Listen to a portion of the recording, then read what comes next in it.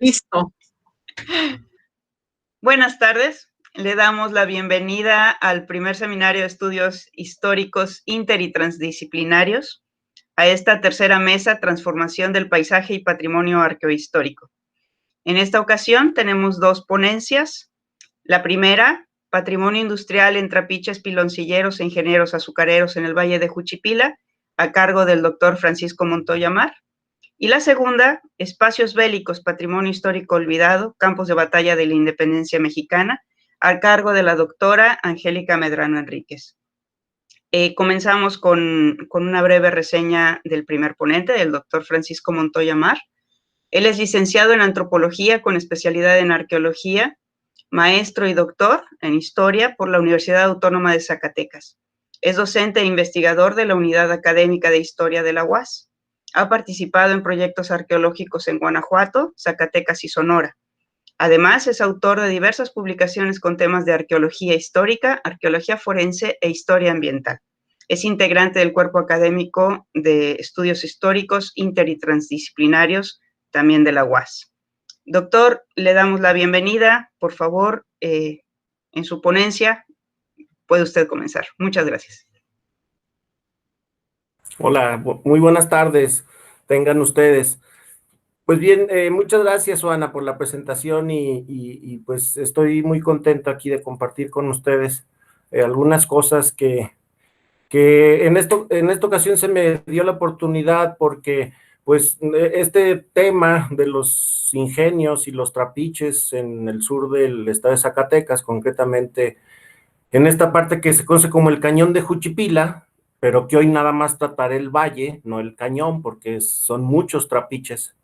Entonces, me da la oportunidad de ahora sí abordar algo que pues me gusta mucho y que son las máquinas, que tiene que ver con mi formación también de ingeniero civil, que no terminé, pero por ahí estudié ingeniería civil y también la arquitectura, ¿no? Que es otra de mis pasiones. Entonces, pues ahora en estos estudios históricos, inter y transdisciplinarios, pues voy a ver si es cierto que durante el proyecto, que buena parte fue mi proyecto primero de maestría y después de doctorado, pues hice en este lugar del sur del estado de Zacatecas y que me ha permitido abordarlo desde diferentes puntos, desde la historia ambiental, también de alguna manera desde la arqueología industrial, pero que en esta ocasión pues voy a hablar un poco del patrimonio que ahí se encuentra y que es muy importante y que mi intención es que se conozca y darle valor a estos objetos, ¿verdad? Sobre todo máquinas, algunas que voy a ver porque son muchas y entonces pues va a ser imposible. Entonces me va a permitir iniciar, voy a pasar unos dibujitos.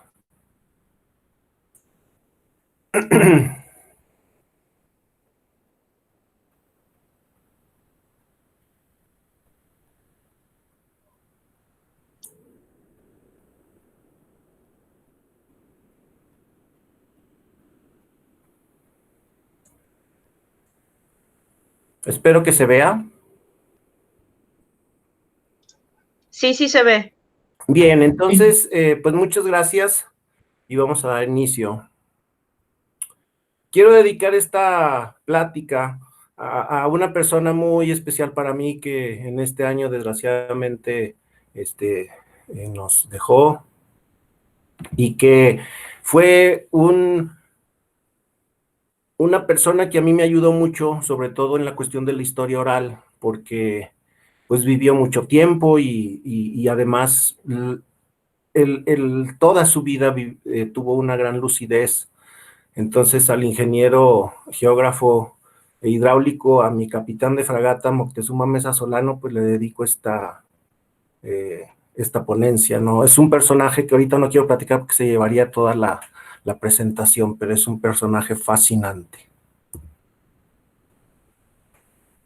Bien, brevemente quiero decirles que la cosa que nos trae aquí es porque en este lugar del que les voy a platicar se dio un proceso económico se dio la producción, bueno, el cultivo y el procesamiento de la caña de azúcar, principalmente en Piloncillo, pero también algo de azúcar y algo de alcohol también. Se hacían destilados de la caña y se sacaba alcohol para la venta. Poco, era lo menos, la mayor parte era Piloncillo. Entonces, esta plantita era originaria del sudeste asiático, de Nueva Guinea, de Papúa. Es una plantita que algunos botánicos coinciden en que más o menos hacia unos 7,000 años antes de Cristo empezó a salir de esa isla y entonces hacer un viaje hacia la parte continental del sureste de Asia, y poco a poco fue un camino que fue recorriendo hacia el oeste y que fue perfeccionando tanto su cultivo, porque se domesticaron algunas especies y entonces se trabajó en su molienda de la caña, en su cocimiento, y entonces fue evolucionando mucho este producto. Azúcar burdo del cual vamos a hablar hoy, que es el piloncillo, ¿verdad? Y que el azúcar refinada no es otra cosa más que piloncillo, pues clarificado y bajo algunos procesos sobre todo de clarificación. Entonces esta plantita llega a América en el segundo viaje de Colón. En el primero no prospera, entonces hasta el segundo pega, y a la América continental la trae Hernán Cortés. Hernán Cortés comienza su cultivo en la parte que ahora conocemos como el estado de Veracruz, pero posteriormente, y es conocido por la historia, que crea un gran imperio del azúcar, por decirlo de alguna manera, en la parte que ahora ocupa el estado de Morelos, en Cuautla, y el Marquesado del Valle de Hernán Cortés. Entonces esta plantita entra por el Golfo de México y va recorriendo, ¿verdad?, diversos lugares de la Nueva España, hasta como el occidente, ¿verdad? Y como podemos ver, ¿sí?, nuestro lugar que vamos a ver, está aquí entre los límites de los estados de Aguascalientes, en el sur de Zacatecas, y Jalisco. Ahí hay un nicho ecológico muy interesante y se prospera la caña, ¿no? Es envidiable los terrenos, se conjugan muchos factores. El lugar presenta aquí este mapa del Obispado de Compostela, de más o menos hacia 1550, mediados del siglo XVI, pues para decirles que esta región fue muy conflictiva, ¿verdad?, para el avance de esta conquista y evangelización. Entonces, pues, por ahí se dieron muchos acontecimientos, pero una vez que se hubo pacificado, remarco con rojo ahí la zona que nos ocupa y que está, pues, entre las serranías, la Sierra de Morones, por un lado, y la Sierra de Nochistlán, y que está, pues, ahí cobijada por un río, ¿no? Entonces, es un lugar cuyos suelos son muy prósperos para la caña. Una vez pacificado, me voy a ir a una referencia muy actual del siglo XIX, no sin antes mencionar que según las fuentes, bueno, son alrededor de 1607, cuando se sabe que Gaspar de Vera tiene permiso para la construcción de un molino y para el cultivo y el procesamiento de caña. Y entonces durante el siglo XVII, todo el XVIII, pues la caña se cultivó y se procesó de manera protoindustrial, y finalmente, y en el siglo XIX viene esta revolución que llega a México tardíamente, revolución industrial, y encuentro un trabajo muy interesante del ingeniero agrónomo, topógrafo, Ignacio Matute, en el cual da mucha información sobre el estado de la región a finales del siglo XIX. Es una noticia geográfica, estadística, administrativa, pero que tiene mucha información sobre todo del cultivo y el procesamiento de la caña de azúcar. Y hay que decir que el ingeniero Matute se sorprendió y lo escribe en su trabajo, de que en muchos lugares la siembra de la caña de azúcar se siembra por primera vez y aguanta 5, 6, 7 cortes, pero en este caso él pudo constatar por su calidad de ingeniero agrónomo, pues que había lugares donde hasta 19 y hasta 20 años podía ese mismo cañuto prosperar. Entonces hay bastante noticia en este trabajo de Matute. Concretamente, perdón, voy a centrar mi trabajo porque es imposible, son muchos trapiches y bastantes ingenios en el cañón de Juchipila y en el valle también, y en el valle nada más voy a tomar 2 municipios que son Aposol y Juchipila, y voy a hablar concretamente de 3 ingenios que por su extensión en su espacio, por el número de algunos elementos mecánicos, maquinaria, equipo, etcétera, que todavía existieron, porque hay que decirlo que hay una constante pérdida de este patrimonio, pues son las más destacadas, yo diría, de este valle, pero hay más, hay muchas más, una docena, y alrededor del cañón, pues desde Tabasco, Jalpa, Aposol, Moyagua, Juchipila, Moyagua, pues yo creo que fácil pudieran llegar a un medio centenar, entre pequeñas y grandes fábricas. Entonces yo me voy a referir a estas 3, a la Purísima, a la Mezquitera norte, a la Mezquitera sur. Son, como podemos ver ahí, están a una distancia muy corta una de otras. Podemos observar aquí en el mapa de la izquierda cómo va la corriente del río Juchipila y cómo un gran número de arroyos y escurrimientos de los cerros, de las serranías, la Sierra de Nochistlán y la Sierra de Morones, pues además del acuífero, pues van arrastrando una serie ahí de elementos orgánicos muy buenos para suelos que en este valle, pues la tierra ha sido muy próspera y muy benéfica para la agricultura. Y en el caso especial, como lo destacó el ingeniero Matute, pues para la caña de azúcar en particular. Cuando inicio, perdón, mi investigación, los primeros días en los recorridos, me encuentro un pequeño parquecito, un jardín ahí en la Mezquitera, que me llama la atención porque pasé y vi una masa de concreto ahí, un cubo de concreto, y sobre este cubo una máquina, una prensa para moler, ¿verdad? Un molino para caña.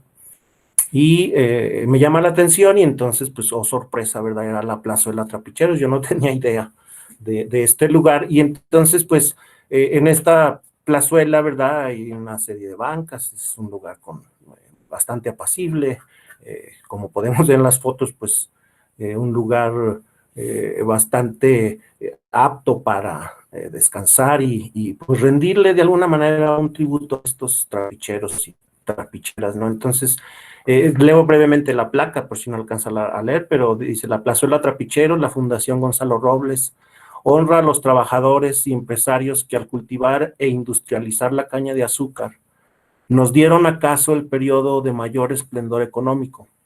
A Leonilan Luna, Brígido Reynoso, Manuel Mesa, Otón Zárate, Gabriel Aro, Catarino Vidauri, David Aro, Alejo y Victoria Esparza, Albino Neri, Francisco Portugal, Benjamín Lara y 3 puntos suspensivos, seguramente haciendo alusión a a las muchas mujeres y hombres que también participaron en este proceso económico. Y finalmente Juchipila, Zacatecas, enero del 2000.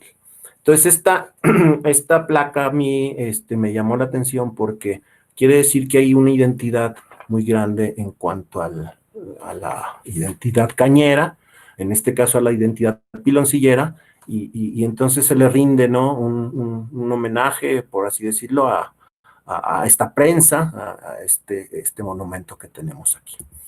Bueno, entonces ya iniciados la investigación, pues primero quiero platicarles sobre la Purísima. Es una unidad productiva que tuvo muchos dueños, pero voy a destacar la etapa en la que trabajaron ahí e hicieron prosperar este ingenio, como dice ahí la foto de la parte superior izquierda, ingenio La Purísima. Se procesaba también, se hacía alcohol de caña, algo de azúcar, mayormente piloncillo, y pues la familia Sescós, don Manuel Sescós, quien está ahí en esta pintura, en este retrato, compra la fábrica alrededor del año de 1938 y su hijo Federico Sescós, que es quien está ahí de jinete, montando un caballo en los campos de La Purísima, una foto del 39, reciente llegado ahí Federico Sescós Leyún a la hacienda de La Purísima, pues se hace cargo de ella, ¿no? Y tienen una visión de industriales. Sobra decir que aquí en Zacatecas fueron con otros socios los fundadores de la compañía La Industrial, esta fábrica de refractarios en la ciudad de Guadalupe. Entonces, bueno, hacen preparar la fábrica, compran maquinarias, actualizan. Ahorita lo vamos a ver con un ejemplo de la maquinaria, va a ser muy difícil abordar varios. Pero quiero destacar la arquitectura fabril es hermosa, parecen monumentos como medievales, ¿no? Que de alguna manera pues rompen con el paisaje agreste y esta serie de montañas. Y bueno, en esos lugares que son icónicos y que prácticamente están por caerse, ahí es donde encontramos, afortunadamente y gracias a la hospitalidad de los dueños y los encargados de esos lugares, pues la oportunidad de entrar y de ver lo que contenían, ¿no? Estos continentes.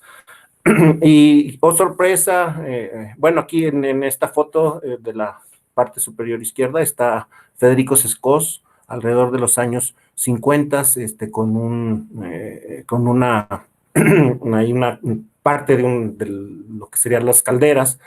Y es interesante porque muchos de estos elementos actualmente ya no existen. En su momento, en el 2008, cuando hicimos la primera visita, pudimos hacer un registro muy rápido, pero en ese momento ya se estaban desarmando muchos de los sistemas mecánicos y muchos de los elementos que constituían la fábrica. Y prácticamente, pues para terminar en las ventas de kilo, ¿no? Por el fierro.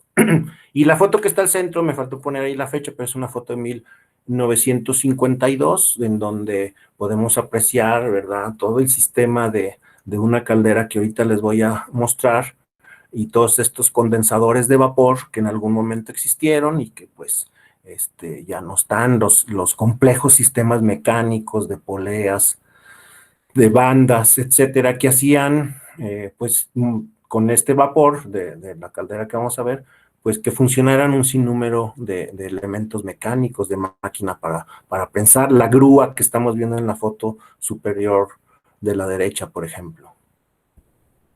Pero el tesoro, la joya de la corona de esta unidad productiva, pues era, y digo era porque creo que ya nada más queda la puerta, parte de la puerta, porque se vendió por kilos, era esta caldera, Babcock and Wilcox.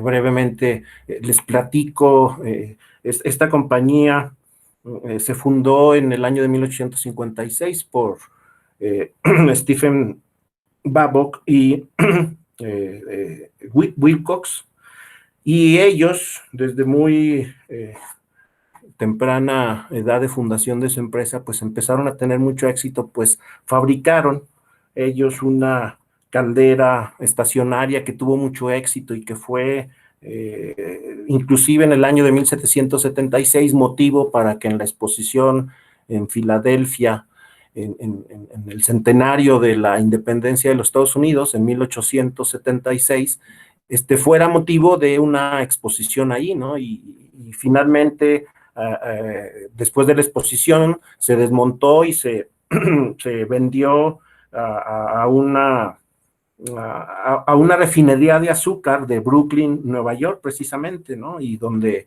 según la historia, permaneció durante 24 años. Se le vendió a una compañía llamada De Castro y Donner en 1877. Y, por ejemplo, estas calderas hacían mover las maquinarias del mago de Menlo Park, Tomás Alva Edison, y el mismo Edison acuñó una frase que se cita en la historia industrial, de que decía que la mejor caldera que Dios ha permitido que el hombre aún no haya hecho, o sea, como una maravilla de las máquinas de vapor, perdón, de las calderas de vapor, y en este caso, este grupo de visionarios Babcock and Wilcox. Entonces, esa caldera estaba ahí, hay algunas partes, como vamos a ver ahorita en la siguiente imagen, pues es un sistema muy complejo, ¿verdad?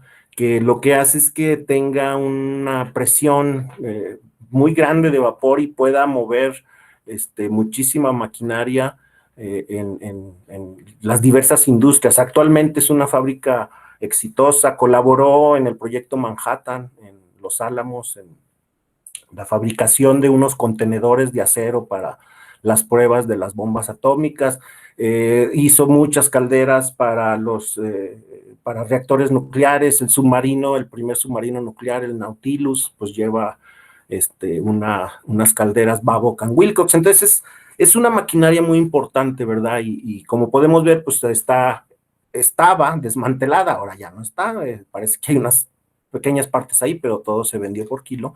Y en la parte izquierda inferior se puede ver un corte, ¿no? De lo que sería la caldera. Entonces, pues, un breve funcionamiento es que se atiza carbón principalmente, pero aquí platican que inclusive era el bagazo ya seco, prensado y con algunos días expuesto al sol, que se secaba de la caña de azúcar, y madera y pues lo que hubiera, ¿no? Y entonces en esta serpentina, que por cierto, una característica es que ellos diseñaron que debería de tener una pendiente de 15 grados y es muy reconocido, entonces es una caldera multipremiada por la historia industrial.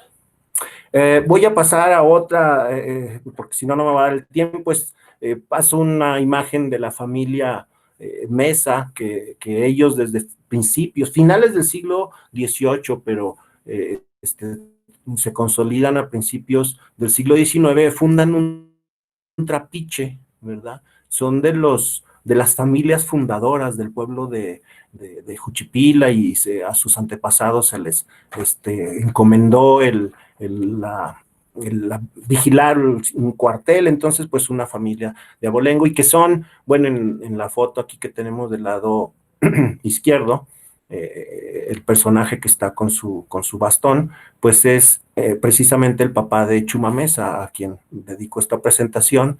Y en la foto del lado derecho podemos ver a la familia grande y a don Hipólito Mesa, ¿no? El papá de Moctezuma, Hipólito, y el abuelo Hipólito Mesa, ¿sí? Uno Díaz y el otro Solano.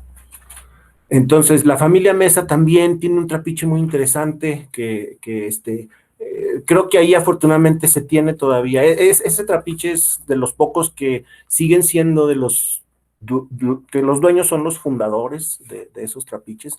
Entonces, conservan mucha cultura material, ¿no? Entonces, en los recorridos, pues vimos ahí cómo se podían destacar los porrones para la decantación de la miel, y hacer los los pilones, precisamente el piloncillo, algunos moldes de madera. Platican que, por ejemplo, había también lo que le llamaban la panela, ¿no? Que no necesariamente era esta especie de cono truncado, y además muchos tamaños, ¿no? Al menos se pudieron constatar que había 7 tamaños para el piloncillo. Y una cantidad de objetos muy interesante, toda descontextualizada. Por ejemplo, este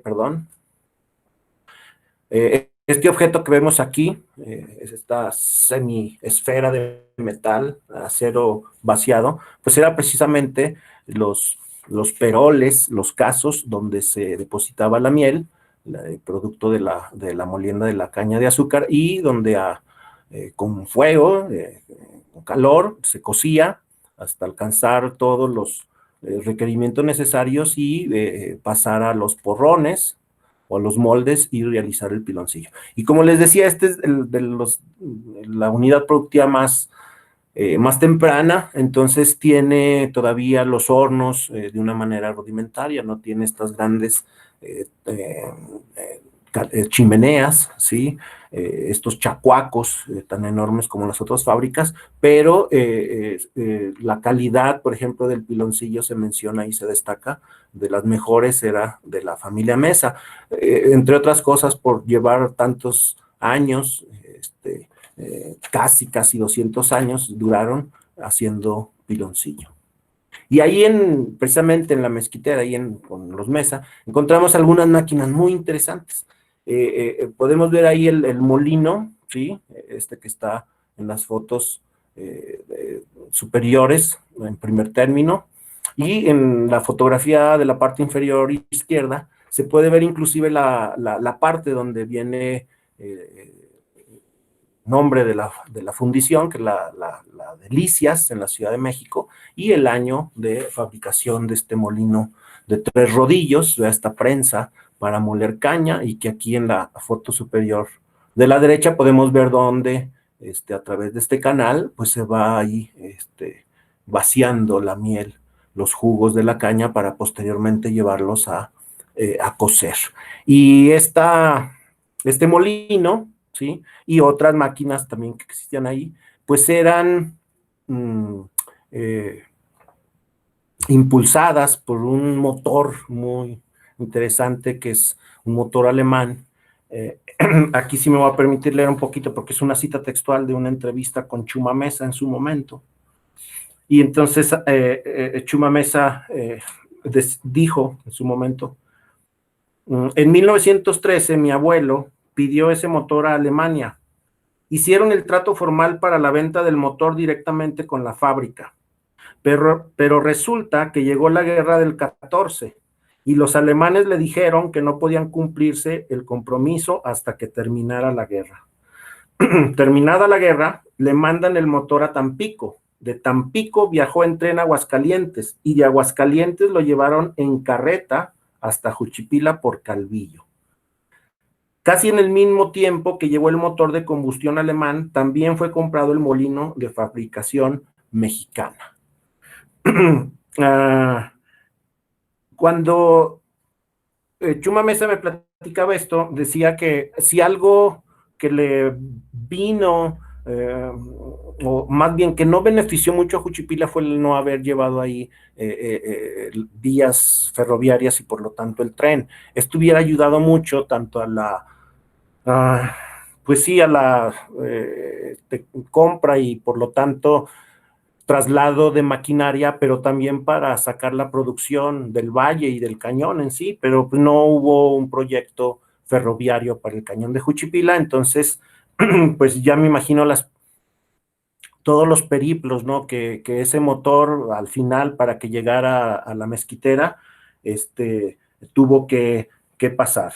Y también él me decía que su bisabuelo y su tatarabuelo, Gumersindo Mesa, su bisabuelo, y Gregorio Mesa, su tatarabuelo, ellos trabajaron en un principio con molinos de madera, ¿sí? Entonces, una innovación muy grande fue cuando trajeron esos molinos de metal. Finalmente, creo que el tiempo, no sé ni cuánto me quede, pero ya voy a terminar. Vamos a pasar a la Mezquitera Sur, que se le conoce ahí entre los trabajadores como la chancla, y que, pues, ni más ni menos, los propietarios fue la familia Reynoso, la familia del del señor Leobardo Reynoso, de Brígido Reynoso, Leobardo Reynoso, diputado federal, senador, y posteriormente gobernador del estado de Zacatecas, y durante mucho tiempo con una influencia política muy grande aquí en el estado. Aquí, bueno, lo podemos ver inaugurando obras con el licenciado Miguel Alemán, que andaba en campaña, ¿verdad? En ese momento, y también con artistas, ¿no? Se rodeaba de artistas. Finalmente terminó como embajador en Europa, en Suiza, me parece. Y entonces, pues es un personaje muy, muy destacado en la política y que obviamente, pues también tuvieron un importante trapiche, ingenio, ahí en Juchipila, en la Mezquitera Sur. En este lugar no encontramos mucha maquinaria y desgraciadamente fueron muy herméticos en cuanto a poder acercarnos al lugar donde está la tronera, por dentro, Chacuaco, porque seguramente ahí habría alguna máquina de vapor, algunos sistemas mecánicos que pues desgraciadamente no pudimos tener acceso, pero a este y a otro que fue lo que los empleados de ahí en ese momento, que ya no era Trapiche, decían que eran las oficinas, ¿no? Que seguramente también, por lo que pudimos ver a través de las ventanas, pues hay archivos y hay mobiliario y seguramente hay información, pero pues desgraciadamente no se pudo entrar, ¿no? Entonces, lo que sí pudimos es, ellos nos dieron chance de pasar ahí a los patios, pudimos ver algo que no vi yo en otras unidades productivas, sino son estos carritos de la foto superior del medio, unos carritos donde ahí llevan precisamente los moldes para el piloncillo, y que al menos ahí en la chancla había 7 de estos carritos, ¿no? Entonces se ve que la producción pues era bastante grande. Las dimensiones de el Chacuaco y la sala de purgar y todo, pues no, nos pueden decir. Adentro de esta unidad productiva, actualmente, todavía en estos días, se crían borregos y chivos.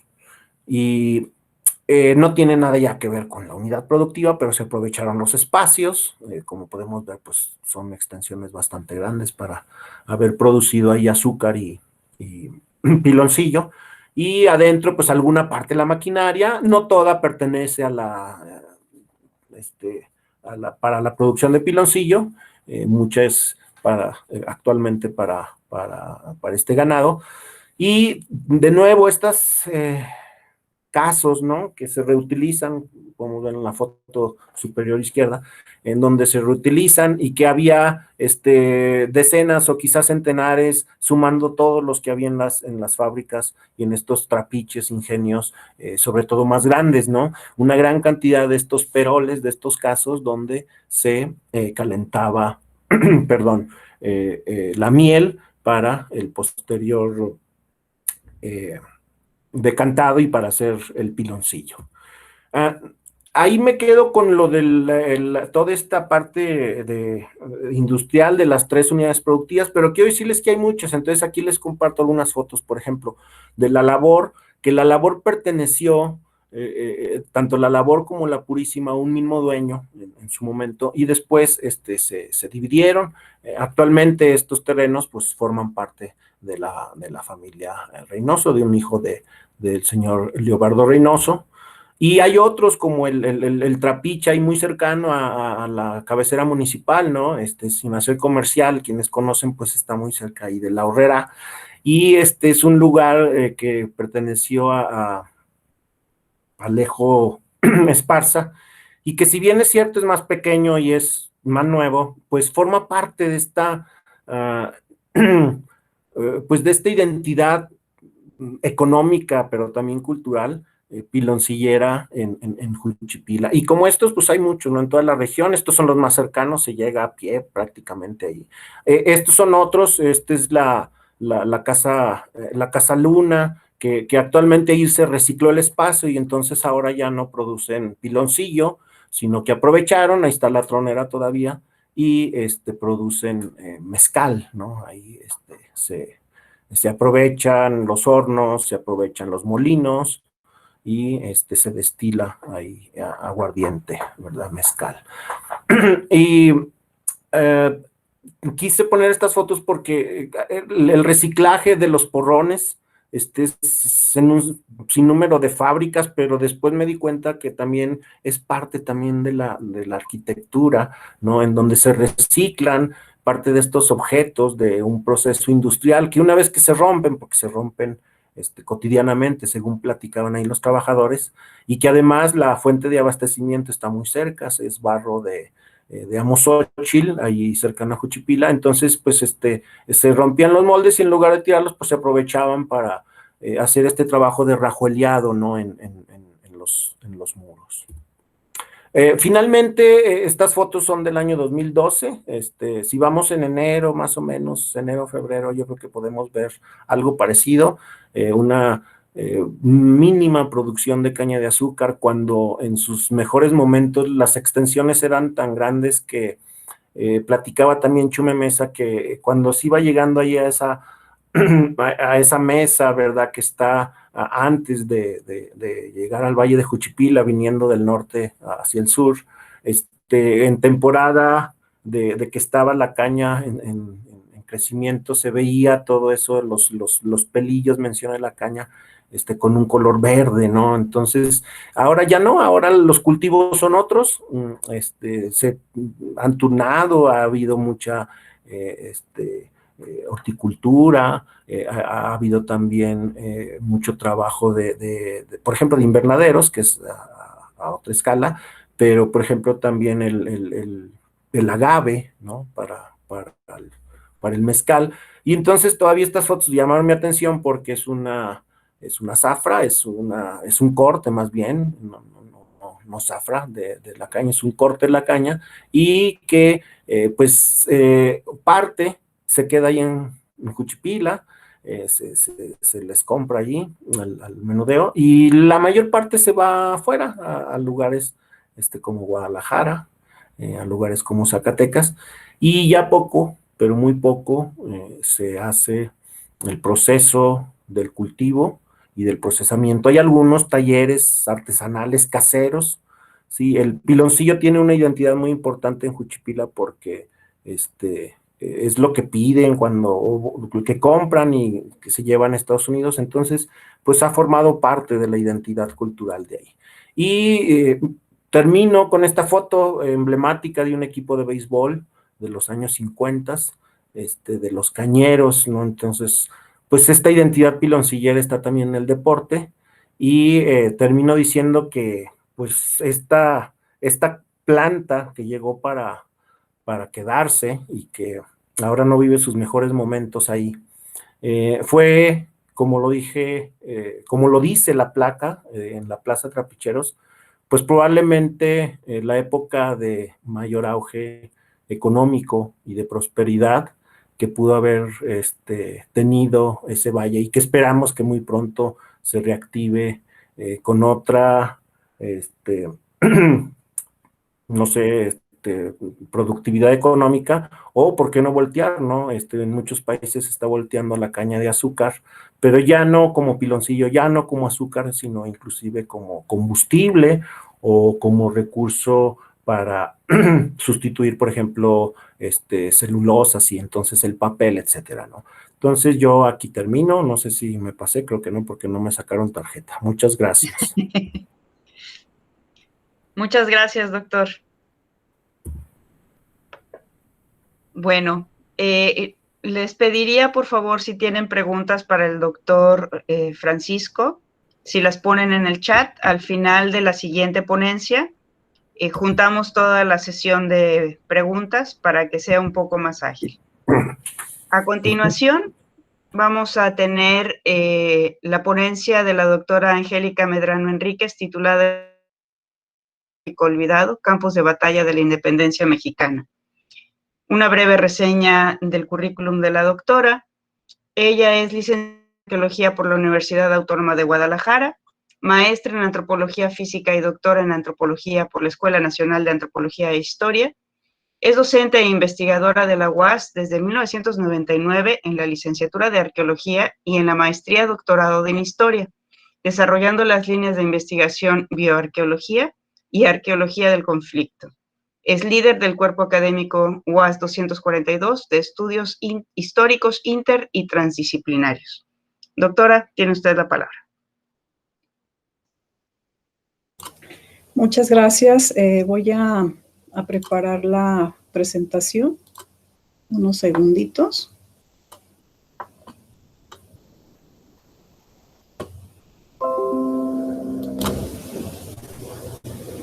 ¿Sí se ve? Sí, sí se ve bien. Ok, gracias. Bueno, pues seguimos con esto del patrimonio. Ahora vamos hacia uno de los patrimonios que han sido bastante olvidados dentro del estudio y de la conservación, que es el patrimonio bélico. En este caso voy a enfocar la atención a los campos de batalla. Y bueno, quiero empezar diciéndoles que la arqueología de campos de batalla, en general, usamos dos fuentes de información básicas. Por un lado, las fuentes documentales, dado que la arqueología de campos de batalla inició dentro de la arqueología histórica, es decir, nosotros analizamos los espacios bélicos de periodos históricos. Un campo de batalla lo reconocemos y lo entendemos como un lugar en donde se llevó un conflicto armado militar y está compuesto por diferentes rasgos. Entre ellos es su topografía, la configuración y el patrón de asentamiento, la superficie de ese espacio y su estratigrafía arqueológica, así como las construcciones realizadas para la defensa militar.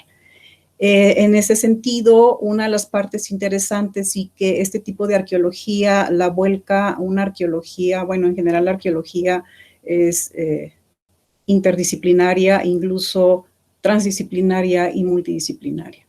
Y en este caso, para esta mesa, en donde estamos analizando precisamente la transformación del paisaje, una de las fases de análisis de los campos de batalla es precisamente el conocer el paisaje.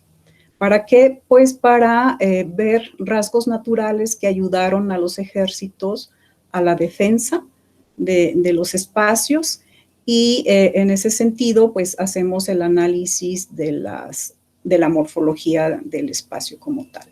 Y dentro de los estudios de estos lugares está la prospección geofísica. Una de las características que tiene la arqueología de campos de batalla es el uso del detector de metal. También hacemos uso del georradar, de la magnetometría para la recuperación de la cultura material. Les decía, en este caso tratamos de reconocer también esa alteración del paisaje por medio de las construcciones militares. Esas construcciones militares pues están relacionadas con fortines, trincheras, puestos de vigilancia, etcétera, ¿no?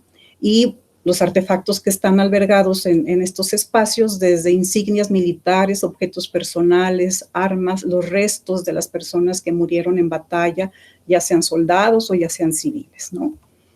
Y bueno, yo quise en esta ocasión hablar sobre uno de los conflictos armados más importantes de nuestro país, que es la Guerra de Independencia. La Guerra de Independencia está dividida en diferentes fases. Una de ellas es la fase de iniciación, que arranca desde el 16 de septiembre del 1810 hasta la muerte de los principales líderes como Miguel Hidalgo, Ignacio Allende, Juan Aldama, Mariano Jiménez, que fueron ejecutados el 30 de julio de 1811. Una de las características de esta fase es el tipo de cómo estaba compuesto el ejército insurgente. Estaba compuesto principalmente por mestizos e indígenas y eran personas sin una preparación militar. Es decir, aquí encajaría perfectamente esto de la guerra asimétrica, ¿no? Viene la fase de organización, que es una fase precisamente de organización no solamente constitucional, sino también operativa. Arranca con esa muerte de los primeros caudillos hasta la muerte de Morelos, que fue en el 22 de diciembre de 1815. Este es un mapa histórico que nos muestra cómo estaba ocupado el territorio de la Nueva España, de acuerdo precisamente a los insurgentes, que los vemos en color azul. Todo ese color azul es la parte que ya estaba dominada por ellos, y bueno, el ejército realista o los realistas está representado por el color rosa. Y aquí lo que estamos viendo es de que la parte norte central y sureña de la Nueva España en aquel entonces era donde estaba el conflicto bélico más fuerte. En la fase de resistencia de 1816 a 1821, contempla todas aquellas batallas efectuadas después de la muerte de Morelos, y es una de las características, es una guerra de guerrillas, porque, bueno, en este sentido, los insurgentes pues sí sentían el peso de todo el imperio en este sentido, y armaron la estrategia de esta guerra de guerrillas. Culminó con la firma del Plan de Iguala en 1821, que por cierto el próximo año se conmemoran los 200 años.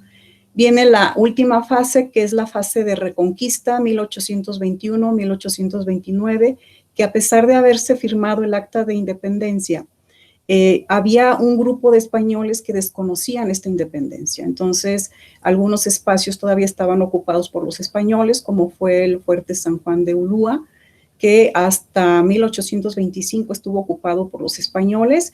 Y también una de las batallas definitivas fue la batalla naval muy cerca del puerto de Mariel, en Cuba, el 10 de febrero de 1829. Bueno, todo este tiempo se estuvieron dando un sinfín de batallas. Hay infinidad de documentos de cartografía histórica que hacen alusión a diferentes batallas. Yo les voy a mostrar solamente unos cuantos. Por ejemplo, aquí está el plano de la Alhóndiga de Granaditas de Guanajuato, la batalla, la representación de la estrategia militar de la batalla de Monte de los Cruces.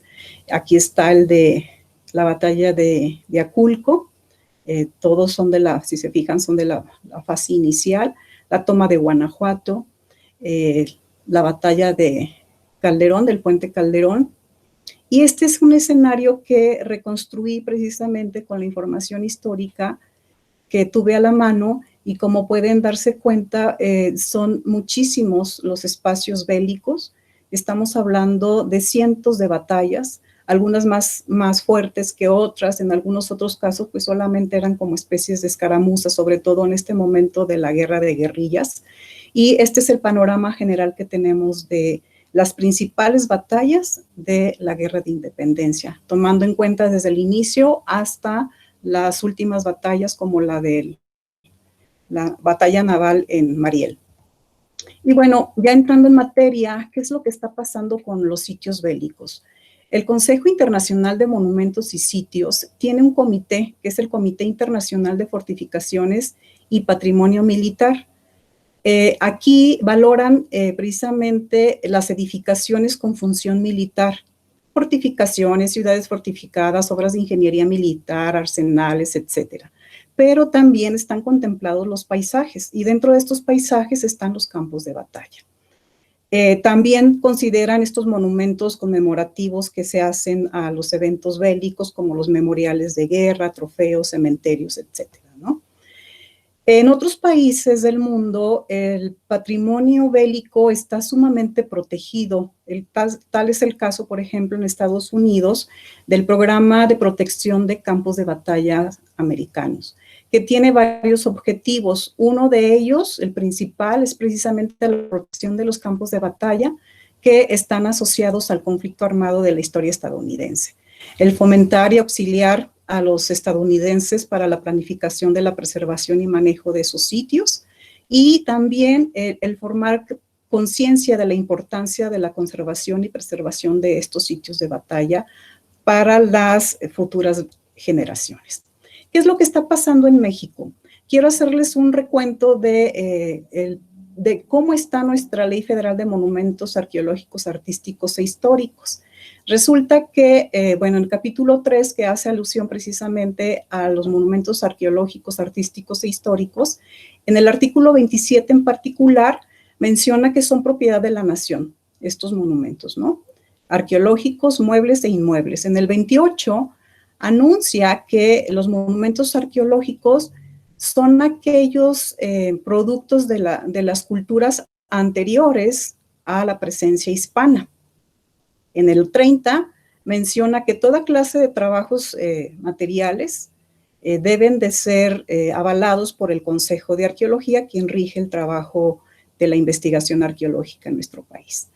En el artículo 23 habla precisamente de cuando se interviene arqueológicamente los monumentos históricos y que pueden ser afectados los pisos, los patios, los cuartos, las tumbas, etcétera, ¿no? Y que debe de ser intervenido por especialistas, es decir, por arqueólogos. En el artículo 36 se menciona ya los monumentos históricos, y los monumentos históricos son aquellos muebles construidos de los siglos XVI al XIX, y va destinado a los templos y sus anexos, arzobispados, obispados, casas curales, también los edificios religiosos y de enseñanza, incluso los documentos que van del siglo XVI al siglo XIX. En el artículo 41 se menciona que una zona de monumentos históricos tiene que ver con algún suceso nacional de relevancia para el país. Aquí mi interrogante es, bueno, ¿qué es relevante y qué no es relevante para poder señalar un espacio o un monumento para esta parte de los monumentos históricos? En el artículo 46 es interesante lo que se menciona, que para efectos de competencia, el carácter arqueológico de un bien tiene prioridad sobre el carácter histórico. Entonces, aquí se le está dando más peso a aquellas culturas prehispánicas más que las históricas. Y bueno, aquí vienen varias preguntas, ¿no? ¿Qué sucede con los campos de batalla en México? ¿Son espacios dignos para ser rescatados, valorados, protegidos y conservados? ¿A quién corresponde esas tareas? ¿Cuál es el papel del investigador? Bueno, como yo voy a tratar este asunto de los campos de batalla o los espacios bélicos de la independencia, resulta que los grandes fuertes, como es el Fuerte San Diego en Acapulco o como el Fuerte de San Juan de Ulúa en Veracruz, pues son espacios que están protegidos, están conservados porque son espacios monumentales y representan una identidad para nuestro país, ¿no? Bueno, aquí están algunas imágenes, incluso, bueno, son espacios que tienen sus propios museos y están en total conservación.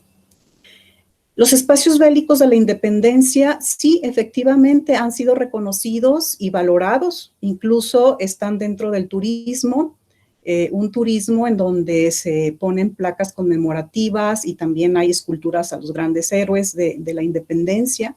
Sin embargo, estos espacios, antes de que se les dé ese valor, no se hizo una investigación arqueológica sistemática.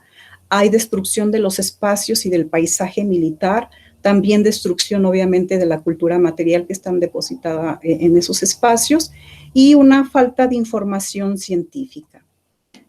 Voy a poner algunos ejemplos, me voy a basar, por ejemplo, en este caso de la batalla de las Cruces, del Monte de las Cruces.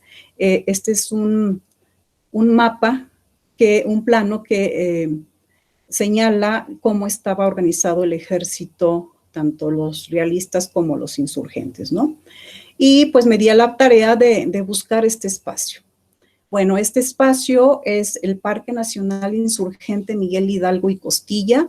Es un parque nacional que se decretó el 18 de septiembre de 1936 y es conocido como La Marquesa. Es un parque muy, muy grande y obviamente hace alusión a la batalla del Monte de las Cruces, que fue el 30 de octubre de 1810.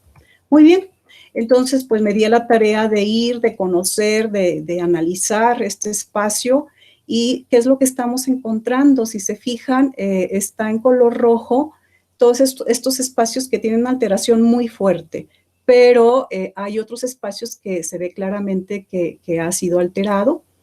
También me di la tarea en base a este mapa que les enseñé, hacer una reconstrucción del espacio bélico y tratando de ver dónde estuvieron acomodados los ejércitos. Resulta que este campo de batalla, el Monte de las Cruces, tiene aproximadamente 10 kilómetros de extensión y el espacio en donde estuvo el ejército realista es solamente esta partecita que ven aquí, ¿sí?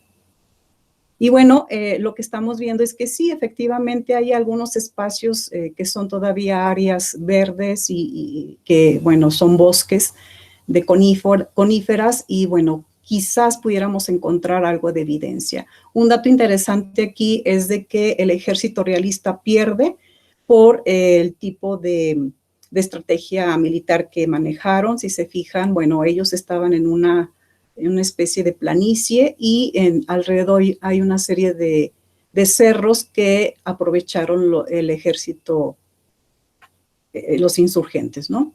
También, bueno, está el espacio del museo de este lugar y el espacio precisamente en donde estuvo el ejército realista es el espacio del Instituto Nacional de Investigaciones Nucleares y bueno, estas imágenes que les presento dan fe precisamente a la gran destrucción que ha sufrido este campo de batalla.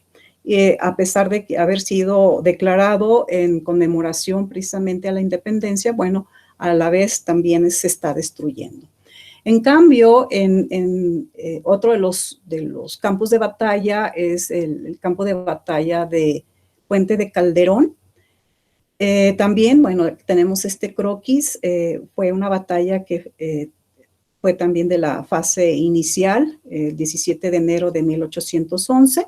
Aquí es al contrario, pierde el ejército insurgente, comandado por Miguel Hidalgo, y los realistas toman este lugar encabezado por Calleja, ¿no? El general Calleja.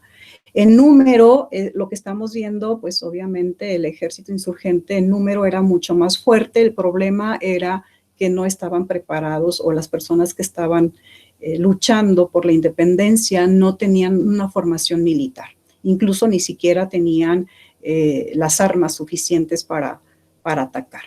Y bueno, aquí nos está presentando la organización del ejército y cómo fue el ataque. Ahora, este espacio se ha convertido precisamente para celebrar los 200 años de la independencia y se llama Parque del Bicentenario Puente de Calderón, precisamente para hacer honor a este evento bélico, ¿no? Y bueno, este es un panorama general. Vemos aquí el estacionamiento, cómo fue alterado ya por completo. Este es el Puente Calderón, también con su fuente. Y bueno, las esculturas que no podían faltar precisamente para hacer alusión a los héroes de la independencia, en este caso el cura Hidalgo.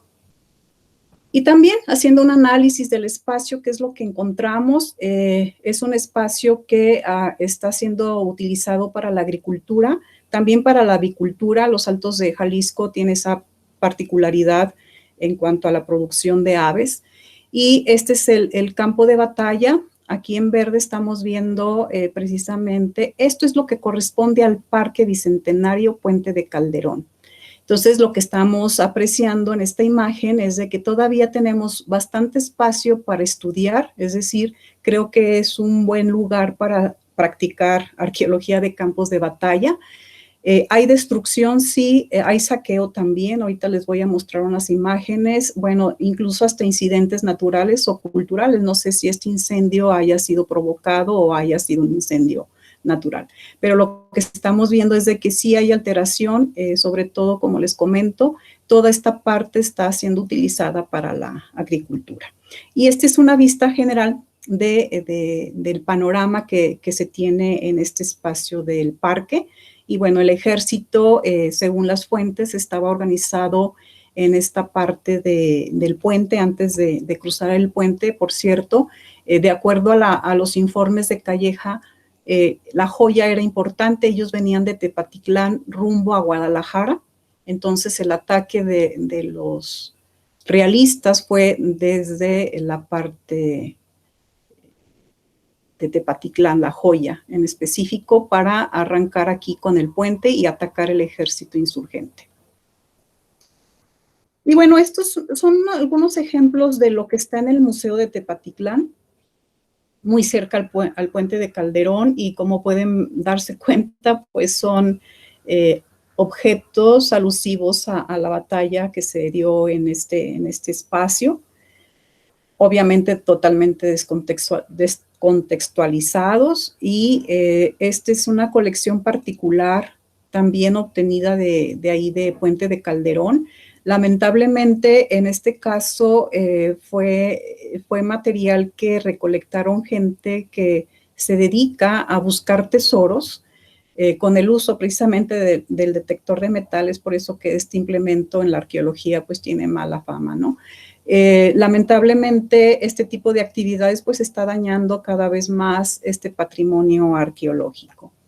Y bueno, uno de los espacios también de las batallas de la independencia es el Cerro de Barrabás, en donde se fortificó Vicente Guerrero en mayo de 1819. Bueno, esta litografía pues nos da una idea de cómo era la morfología de este espacio.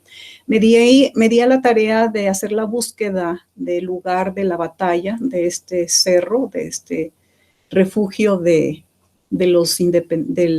ejército independiente, y yo estoy proponiendo que este espacio está en lo que ahora se conoce como el Cerro El Campo. Y bueno, en la parte superior de este cerro hay elementos arquitectónicos. No hemos hecho trabajo de prospección arqueológica para identificar los espacios o para obtener más información o artefactos que nos haga pues determinar que aquí fue el espacio de estas batallas, ¿no? Un fuerte que se encuentra en una isleta que está dentro de la laguna de Chapala, que lo tenemos en esta parte de aquí. Resulta que cuando fue el bicentenario de la independencia, fue restaurado. Sin embargo, parece ser que no se hizo el trabajo arqueológico, es decir, la arqueología de campos de batalla, para tener ubicados los espacios, para delimitarlo, para identificarlo, para conservarlo. Solamente se enfocaron a un poco la restauración del fuerte.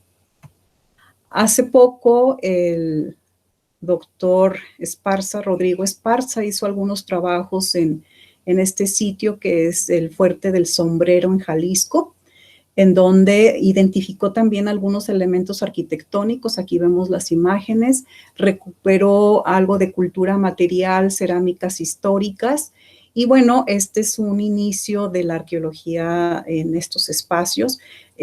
Aquí no se aplicó esta metodología de la arqueología de campos de batalla, que sería interesante que se hiciera, ¿no? El patrimonio histórico militar considero que es un bien no renovable único, y los campos de batalla no son la excepción. Es decir, estos campos de batalla abiertos, los elementos y artefactos que están depositados en ellos, aunque no tienen arquitectura monumental, es urgente su investigación, valorización, protección y conservación. Y puede estar en diferentes niveles, es decir, puede ser un campo de batalla que a nivel local es importante, o a nivel regional, nacional e incluso internacional. ¿Por qué? Porque estos espacios son los que forjaron el nacimiento de las sociedades actuales, incluso de las naciones actuales. Entonces, yo considero que un esquema de registro que debemos de seguir con este patrimonio bélico, y en particular con los campos de batalla, es 3 fases, ¿no? La identificación, evaluación y registro. La identificación, es decir, el conocimiento del contexto histórico, así como su prospección arqueológica.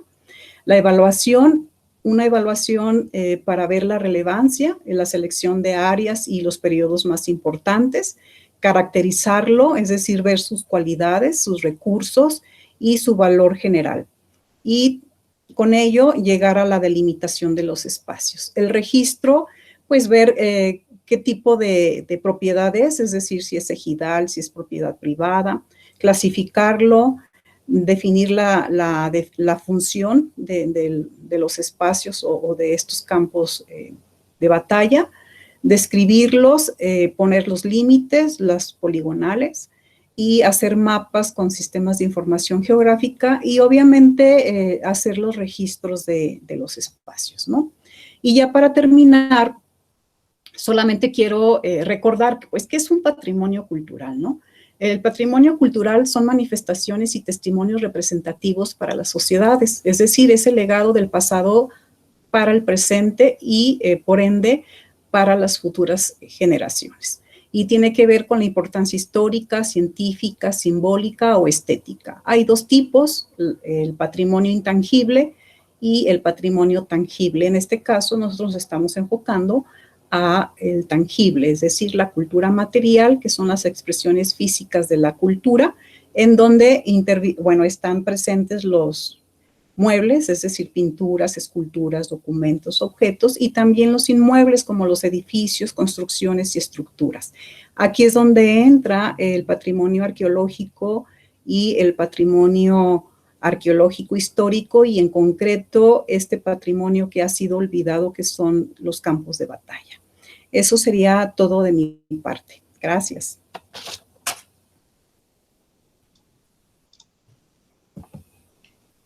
Muchísimas gracias, Angélica. Bueno, lo que nos resta es precisamente dar pie a la ronda de comentarios y de preguntas.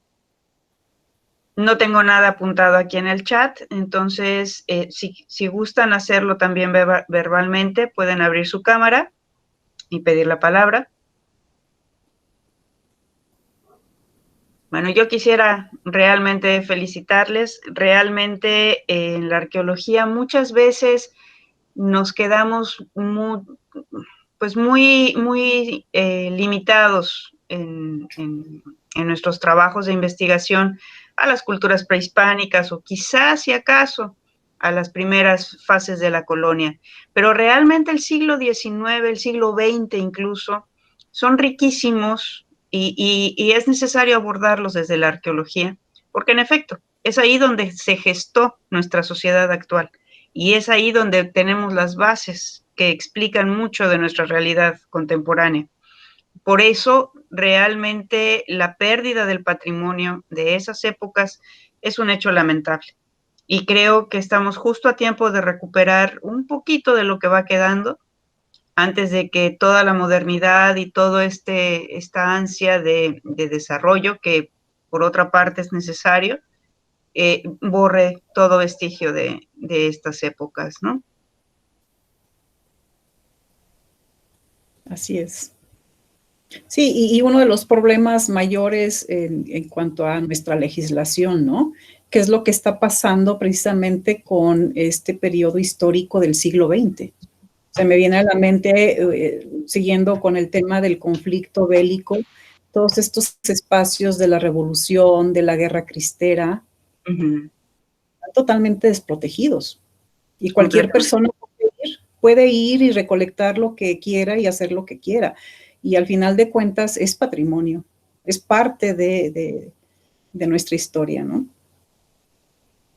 Hay muchísimos eventos históricos que de hecho, como son además muy focalizados, muy locales, ¿no?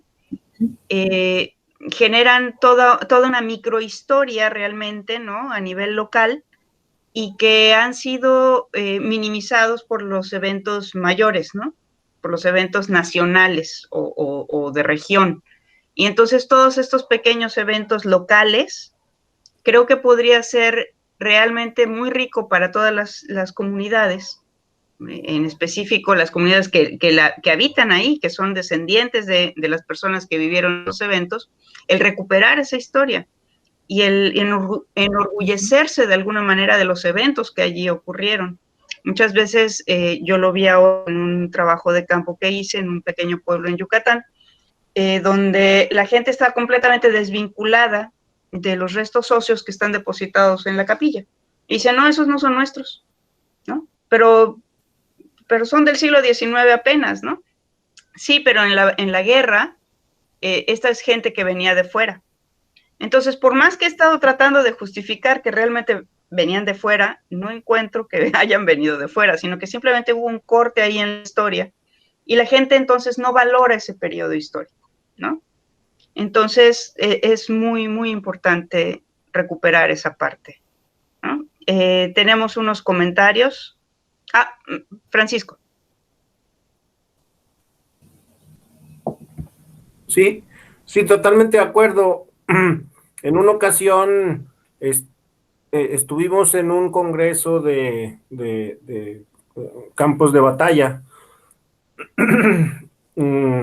de arqueología del conflicto, y presentaron un trabajo unos argentinos, ya vimos en las otras mesas, ¿no? Con Carlos Landa y toda esta arqueología de campos de batalla que están haciendo en Argentina y en el sur de América.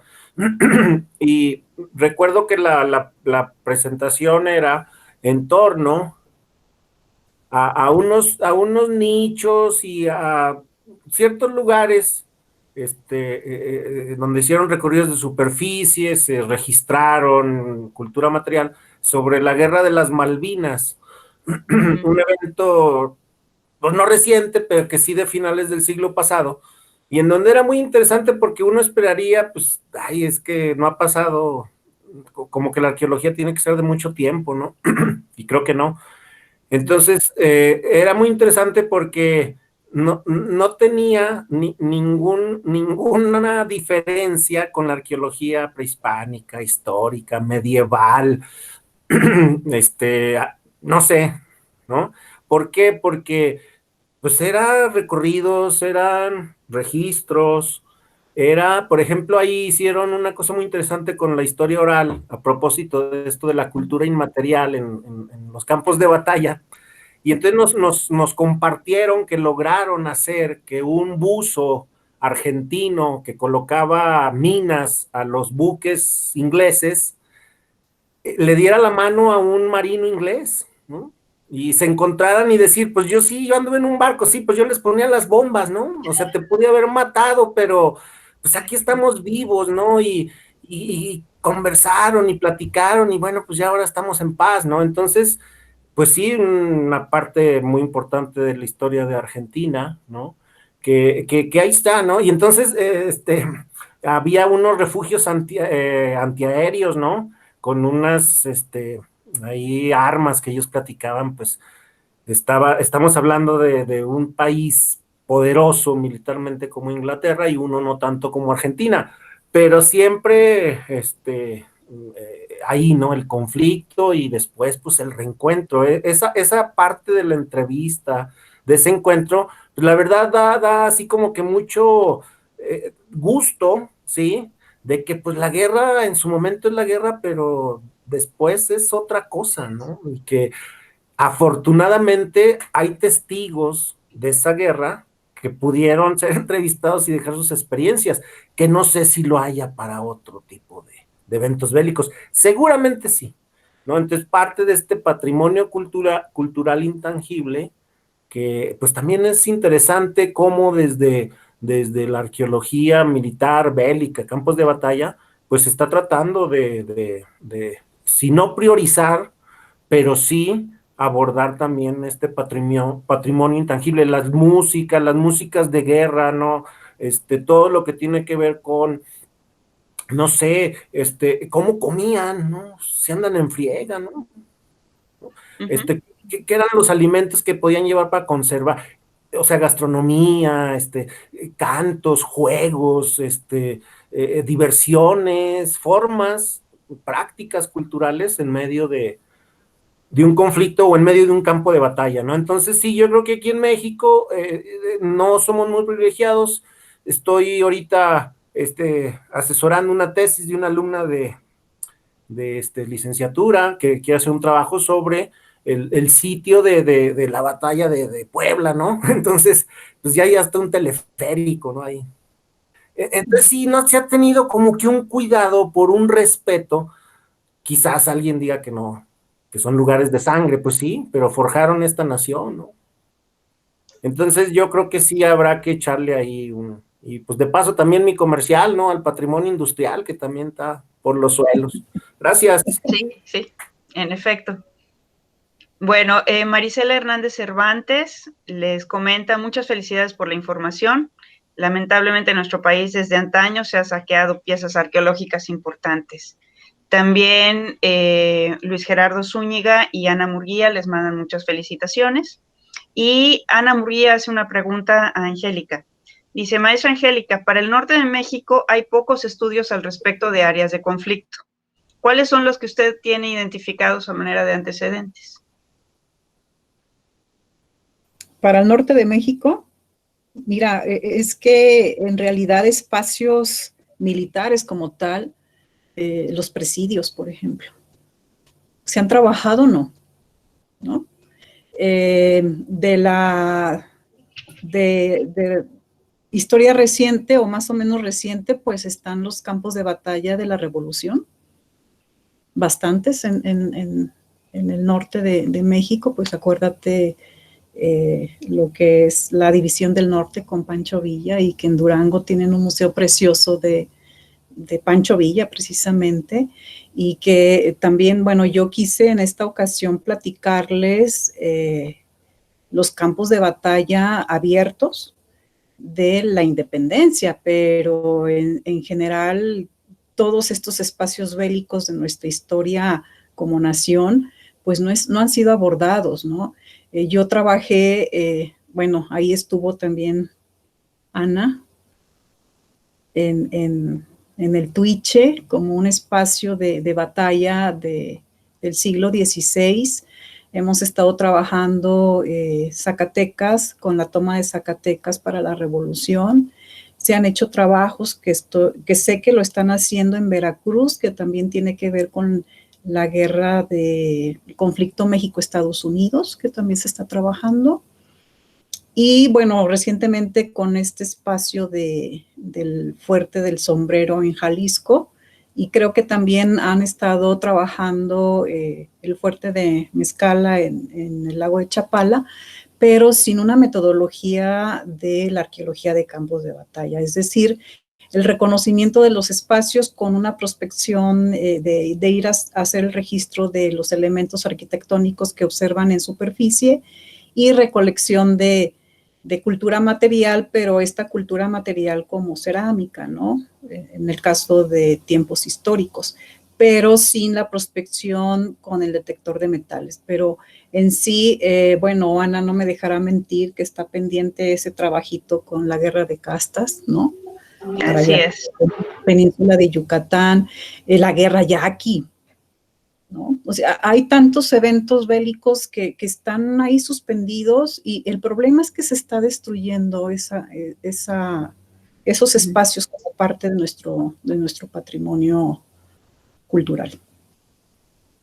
Así es, y la legislación también es lo que no los protege realmente, ¿no? Lo que pasa después del siglo XIX como que pues ya no es problema de la ventanilla 14, ¿no? Francisco. Así, yo quería agregar a estos estudios que no hizo digamos, ¿se aplicó alguna metodología arqueológica, Angélica, el trabajo de Alonso? Ah, sí. Platícales. Sí, Alonso trabajó desde su tesis de licenciatura, estuvo trabajando. Alonso Pérez Juárez. Alonso Pérez Suárez, estuvo trabajando el conflicto México-Estados Unidos. Empezó con un análisis de los espacios bélicos, sobre todo para Monterrey, Sacramento. Ay, ¿cuál es el otro? Había otro espacio que estuvo viendo, pero en la cuestión arquitectónica. Ya para la tesis de maestría se les recomiendo, la pueden descargar del repositorio de la universidad, repositorio Cascán se llama. Ahí está su tesis de maestría, y él hizo un análisis de paisaje.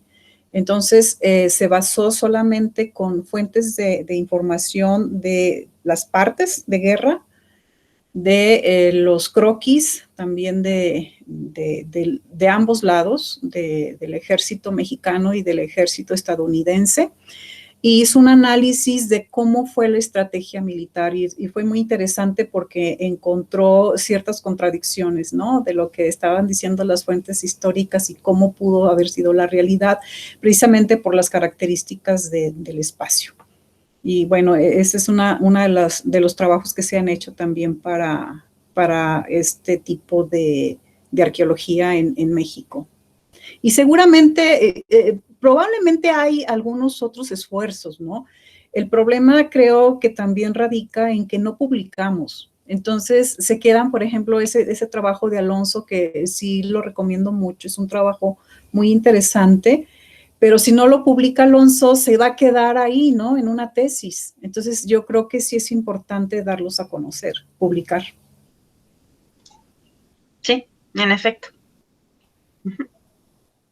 Bueno. Sí, muchas pues, gracias. Ana.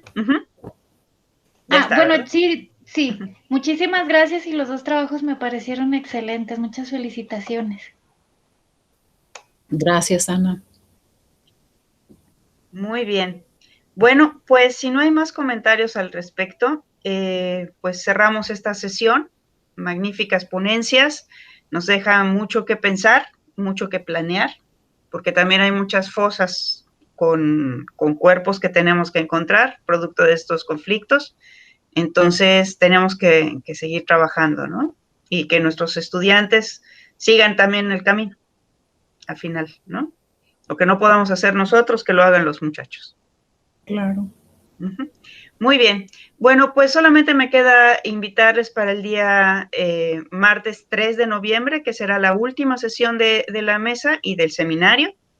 En esa sesión presentará su ponencia el doctor Agustín Ortiz Buitrón, con la ponencia de los residuos químicos como medio para estudiar el patrimonio cultural intangible, las actividades del pasado. Entonces les esperamos aquí el martes 3 de noviembre a las 18 horas como siempre.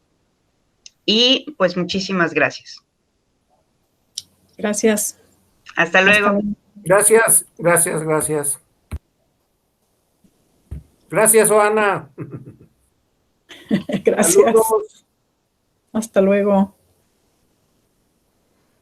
Hasta el lunes. Hasta el lunes, No, Marta. Bye. Adiós.